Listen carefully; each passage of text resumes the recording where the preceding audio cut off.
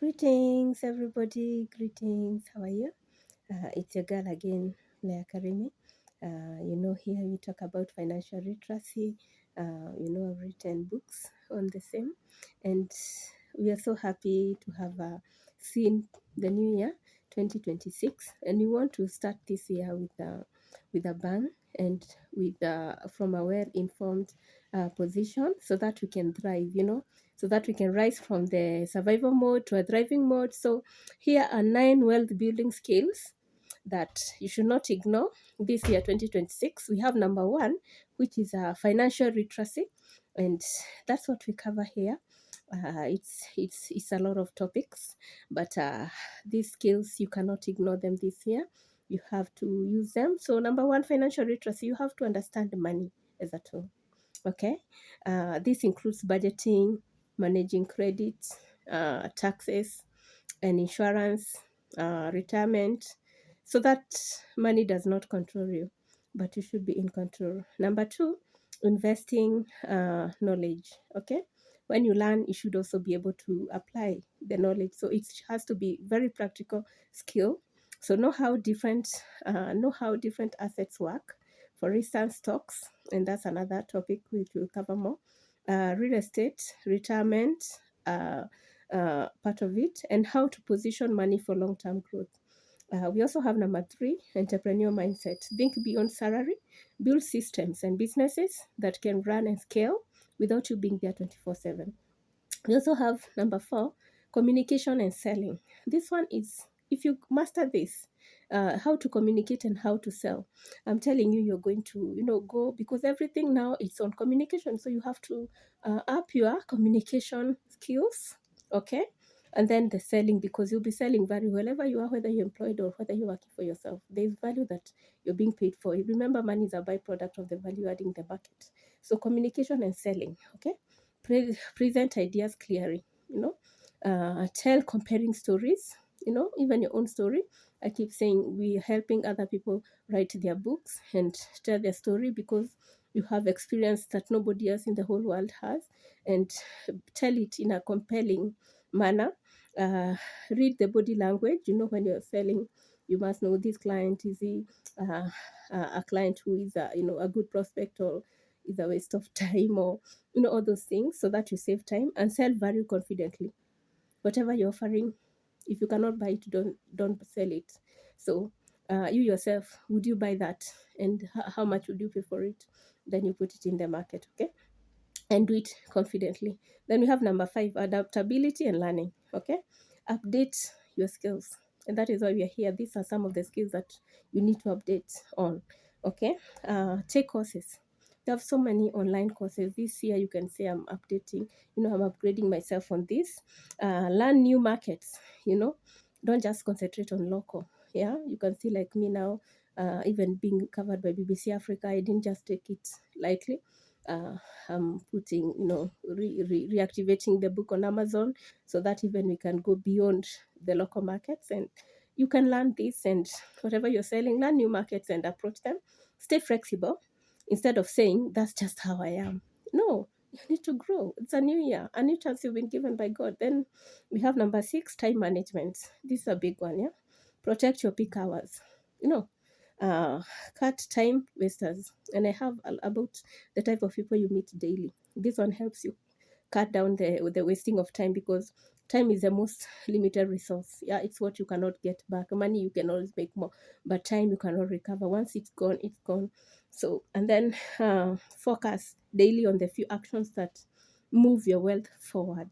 We also have number 7, problem solving. Set problems as opportunities.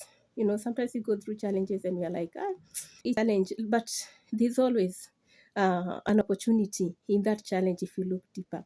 Me, myself, I started writing is because I faced challenges. And then my mom, being a retired teacher, ukienda ushago anakwambia kama, a retired teacher na disciplinarian, kama unalia lea, lia, maziwa tukunywe.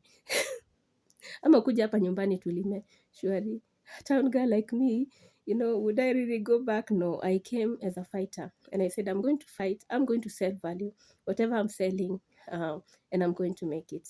And here we are. I'm also, as I scale, I'm also helping other people do the same. So you have to set problems as opportunities, whatever problem you face, and then define the issue. Define the issue properly, that problem, yeah. Then find the root cause. What caused it? Could other people be going through the same problem? How can I help? And design practical solutions. Like I went through a lot because I started business at the age of 21 and I figured, okay, I'm 21. I could go back to school. I could get married. I could do ABCD. What about a 50-year-old who the only money she has is pension money, probably when retiring or in forced retirement? What do you do if you make these mistakes? You have no other chance. Yeah. So that is why even I am very passionate about the youth, so that you learn these mistakes early, and so that you have time, because once you learn, then uh, learning is part of, failure. It's not failure, it's lessons. And sometimes you have to learn and be streetwise. It is not everything you can learn in a class. Some of them, they have to be practical. Then taking calculated risks. Okay, that's number 8. Don't gamble blindly. That is why we are here learning, because now you acting from an informed position, weigh upside and downside of everything you're going to do. Okay, start with smaller risks.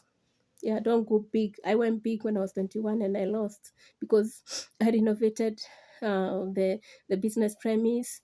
I signed partnerships.